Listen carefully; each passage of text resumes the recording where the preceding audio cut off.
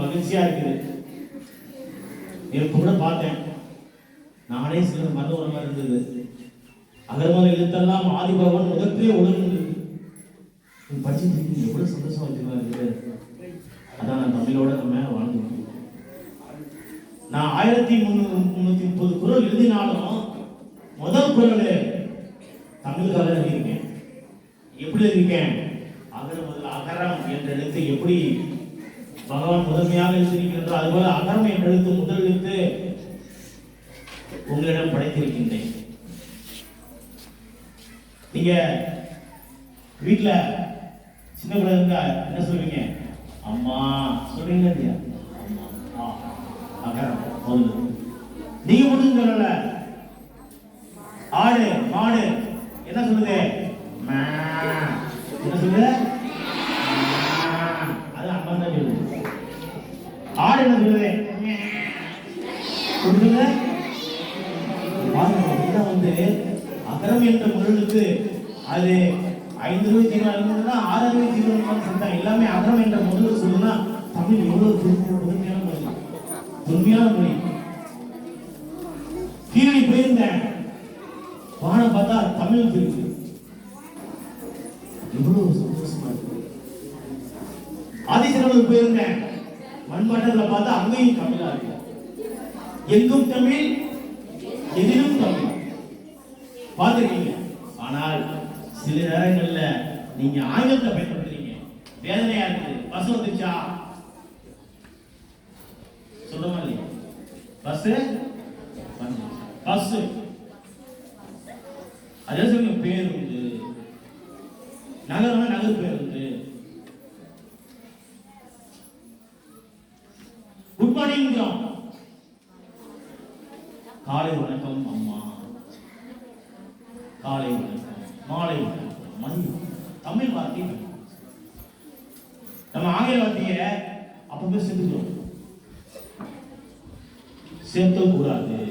தமிழ் மொழியை நீங்கள் காக்க வேண்டும், தமிழின் பெருமையை நீங்கள் காக்க வேண்டும். உலகெங்கும் இருக்கும் தமிழ் இருக்கு, உலகெங்கும் இருக்குது.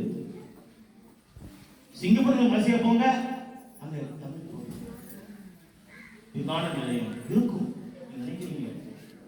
சீனா போங்க, லண்டன் போங்க, தமிழ் மொழி இருக்கும். அப்ப உலகம் பரவி நிற்கின்றன. அந்த தமிழை நம்ம பார்க்க வேண்டும். நீங்க தான் வருங்கால தூண்கள், இங்கே தூண்கள் நீங்க தான் பார்க்கணும். அந்த எடுத்துக்கணும். அது மட்டும் இல்ல, தமிழ் என்பது மொழி என்னென்பை என் எழுத்தன்பை இது என்றும் கண்ப வாழ்வு இருக்கு. முடிஞ்சு போச்சு. ஒரே திருக்குறள் எல்லாமே முடிச்சு. உலகில வாழ வேண்டும்னா மொழியும் எழுத்தும் தெரியணும், எண்ணும் தெரியணும். ஒரு கடைக்கு போனீங்க, அம்மா கொடுக்குறாங்க 100 ரூபாய். நிறைய பேசுறாங்க. அம்மா 100 ரூபாய் தராங்க, கணக்கு தெரியாது. அந்த கடைக்காரன் பார்க்கிறவனைய இல்லையா கணக்கு தெரியாது, போடு இல்லை போடு, எக்ஸ்ட்ரா போடு. போட்டுட்டு என்ன சொல்றான்? மிச்சத்துக்கு கூட கொடுக்குறான். ஆனா அதை பார்த்தா 50 ரூபா தான் இருக்கும். உனக்கு கணக்கு தெரியாது. நீ என்ன பண்ண? வீட்டுக்கு வருவேன், அம்மா அம்மா அம்மா கடைக்கு போடல வாங்கிட்டு. அவங்க டோட்டல் அவங்க எல்லாம் உள்ள கூட்டி பார்க்குறாங்க. தப்பா இருக்கு. என்ன செய்வாங்க வீட்டில்? திட்டுவாங்களா இல்லையா? படிக்கிற 9 படிக்கிற கணக்கணக்குள்ள வந்து வாங்கிட்டு வந்துட்டேன். என்ன நீ படிச்சிடற பண்ண ஏன் வேஸ்ட் அப்படின்வாங்க. அங்கே பார்த்து அங்கே நீ ஆங்கிலம் பேசுவாங்க, வேஸ்ட் வேஸ்ட். அப்ப இன்னும் தெரிய வேண்டும். ஒரு இடத்துக்கு போறோம், பஸ் நிக்குது. அண்ணே அண்ணே இந்த வண்டி எங்கனே போகுது? ஏப்பா நீங்க படிக்கலையாப்பா? படிக்கலையாம்மா? என்னம்மா ஏமா எதுவும் தெரியாம இருக்க? உனக்கு கடன் தெரியாதா? பாருங்க, உடல் உறுப்புகள் எல்லாம் வேலை செய்யுது. நம்ம கல்வியினால எல்லாம் செயலுண்ட உறுப்புகள் ஆயிடுச்சு, செயல்த உறுப்புகள் ஆயிடுச்சு. எழுதவும் தெரியல, கணக்கு போடவும் தெரியல, பேசவும் தெரியல, கேட்கவும் தெரியல. செல்வத்தில் செல்வம், செல்வி செல்வம், செல்வம் செல்வத்தில் இல்லாதலை. கிளாஸ்ல பார்த்து டீச்சர் சொல்லுவாங்க, பேச இருக்க மாட்டீங்க, எப்ப பார்த்தாலும் பேசுங்க. காது கொடுத்து கேட்க வேண்டும். சில அறிஞர்கள் காதல் வழியாக கேட்ட கருத்தியல் அடிப்படையில் ஞானியா இருக்காங்க. காமராஜர் இருக்காரு, படிக்காத மேதை. அவரை கேட்டு கேட்டு தெரிந்து கொண்டார். இந்திய சுதந்திர விடுதலைக்காக பாடுபட்டதையும் கல்வியறிவுக்காக மாணவர் இயங்குவதையும் ஒரு சாப்பாடு வழி இல்லாம இருக்காங்க. ஒரு பையன் இருக்கான், அவன் மாடு முடிச்சிருக்கான். அவங்க ஜீப்ல போயிட்டு இருக்காரு, அம்பாசிடர்ல காமராஜர் கேட்கிறாரு, என்னப்பா பள்ளியில் போயிட்டா பள்ளியோட யார் சோறு போடுவா, நான் பட்டினியில இருப்பேன். அப்ப அந்த உணர்வு ஏற்படுது. அப்ப உடனே என்ன பண்ணாரு, சத்துணவு காமராஜர் ஆரம்பிச்சார். அப்ப அவங்கெல்லாம் என்ன பண்ணணும், காதலை கேட்டு கேட்டு அதுபடி நடந்து இன்று ஞானியாக ஆகியிருக்கிறார்கள். அது நீங்க மாணவ செல்வங்களே, ஆசிரியர் சொல்வதையும் பெற்றோர்கள் சொல்வதை நீங்க கேட்கணும். சில பேர் கேட்க மாட்டாங்க. ஆமா போங்க, எப்ப பார்த்தாலும் இதுதான் உங்களோட வேலையே இல்லை, எப்ப பார்த்தாலும் திட்டுதான் வேண்டாம். அப்பா பாரு அவர் அங்கு திட்டுறாரு, அம்மாவே அம்மா இல்லைன்னா நீங்க வந்து வாழ முடியுமா? கண்ணில் பார்க்க முடியுமா? எல்லாத்தையும் உங்க நண்பர்களோட பேச முடியுமா? அன்பை காட்ட முடியுமா? அறிவு வளர்க்க முடியுமா? இந்த உலகத்தில் வந்து நம்ம படுத்திருக்காங்கன்னா அது அம்மா தான். சரியா? அப்ப அம்மா சொல்வதை கேட்க வேண்டும். அப்பா தன் தோளில் சுமந்து சுமந்து வளர்ந்த அப்பாவை நீங்கள் நினைக்க வேண்டும்.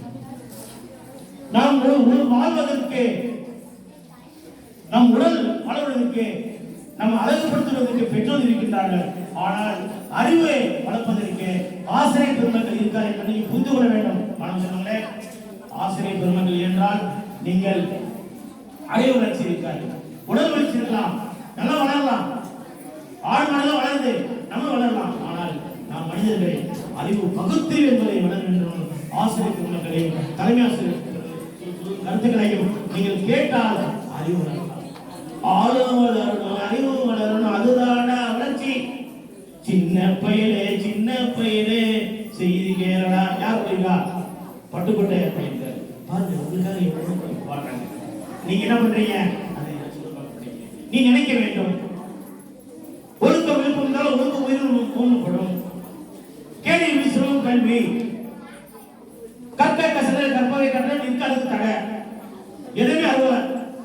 ஒரு பாடத்தை படிக்கிறோம், ஆழமாக படித்தல் வேண்டும். சும்மா மேலோட்டம் இருக்கும். ஒரு வீடு கட்டும், அடித்தளம் இல்லை என்றால் வீடு நிக்குமா? வீடு நிக்குமா? ஆழமாக கற்றால் உன் மனதில் எல்லா பாடமும் பதியும். டீச்சர் எனக்கு படிக்க டீச்சர் மறந்துச்சு டீச்சர். அப்ப புரியாமல் படித்திருக்கிறாய், நீ மனனம் செய்திருக்கிறாய். மனனம் செய்தால் மறந்து விடுவது. அப்போ புரிந்து படித்தல் வேண்டும். ஆசிரியர்கள் சொல்ல கருத்துக்களை உள்வாங்க வேண்டும் என்பதை மனதில் ஏற்க வேண்டும்.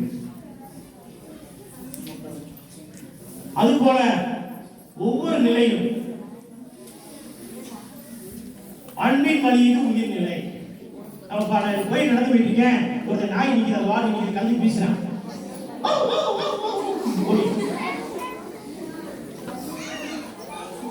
அடுத்தது போனேன், ஒரு 5 ரூபாய் பிஸ்கட் வாங்கி பிஸ்கட் போட்டான், அப்படி சாப்பிட்டு வாழ அடிச்சு. அந்த நாய் வாழ சொல்லி ஊருக்கு. அப்ப அன்பின் சிலை உயிர்நிலை. உங்கள் வீட்டில் தாய் தந்தையர்கள் அன்பு காட்டுகிறார்கள். உங்கள் பள்ளியில் ஆசிரியர் அன்பு பாத்தீங்களா? ஏமா பவித்ரா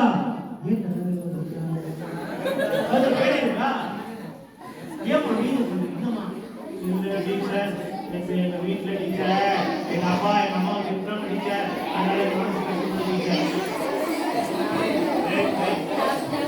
அப்ப உங்களை பாருங்க, உங்களை ஆசிரியர் பெருமக்கள் கருணை உள்ளவர்களோட அன்போட அரவணைப்போட உங்களை புரிஞ்சுக்கிறாங்க. நீங்க போயிட்டு இருக்கீங்க, டீச்சர் வந்துருக்கணும், ஒரு அங்க நின்று டீச்சர் கேள்விப்பட்ட டீச்சர், அப்படியா சரி நீ வாடு போ அப்படின்னு சொல்லிட்டு நீங்க சொல்லி நாளைக்கு போலீஸ்கார போயிடும். உங்கள் மனதளவிலும் திருப்பி சொல்றேன், மனதளவிலும் உணர்வு அடிப்படையும் உடல் உங்களை யாரும் சிந்துங்கள் என்றால் அது நீங்கள் 10-98 நீங்க தொடர்பு சொல்லலாம், தலைமையாசிரியர் சொல்லலாம், ஆசிரியர்கள் சொல்லலாம், பெற்றோர்கள் சொல்லலாம். இதுதான் வேலையில் இவங்களை நீங்க மறைச்சீங்கன்னா நீங்க ஒரு குற்றவாளி இருக்கீங்க. அப்ப எப்படி இருக்கணும்? நாம் அறத்தோடு பயத்தோடு சரியா தன் ஒழுக்கத்தோடு வாழ கற்றுக்கொள்ள பாப்பா சாப்பிடு பாப்பா சாப்பிடுதல் கூடாது. சாப்பிடுறேன் எங்க அம்மா கிட்ட கேட்பேன், டீச்சர் கேட்பேன் சொல்லணும். அது பயந்துருவான். ஆஹா எப்படி தெளிவா இருக்கு அது பயந்துருவான். இல்லைன்னு வச்சுக்குவேன் வந்து அப்படியா ஒரு சாக்லேட் சார் தெரியுங்களா சாப்பிடுங்க நல்லா இருக்கு நல்லா இருக்கு அப்படிங்க. அடுத்த பார்த்தா அடிமை எதுவுமே சாப்பிடக்கூடாது. நீங்க வாங்கும் போது இந்த பேப்பரை பார்க்கணும், மேன் கேட்டு எங்க மேல் பெற்றாங்க எப்ப முடியுது டேட் எல்லாத்தையும் பார்க்கணும். இந்த உலகம் ஏமாற்று உலகம்.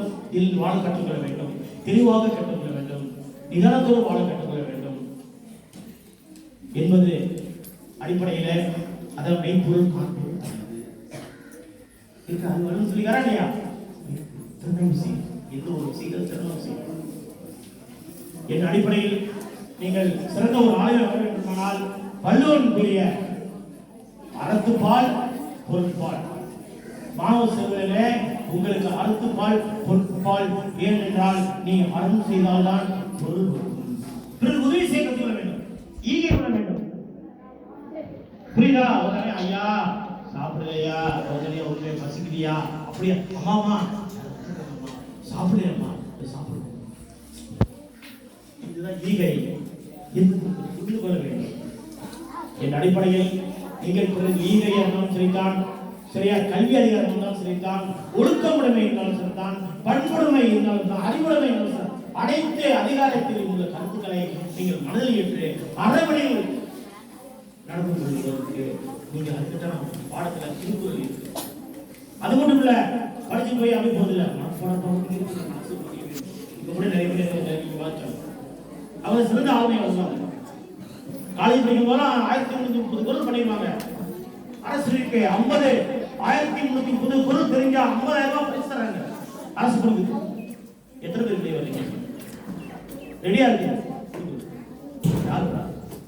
வர வேண்டும். முயற்சி திருமையாக்கும் உள்வதெல்லாம் உயிர் உள்ளம் வெள்ளத்தினையை மலர் நீட்டம் எவ்வளவோ குரல்.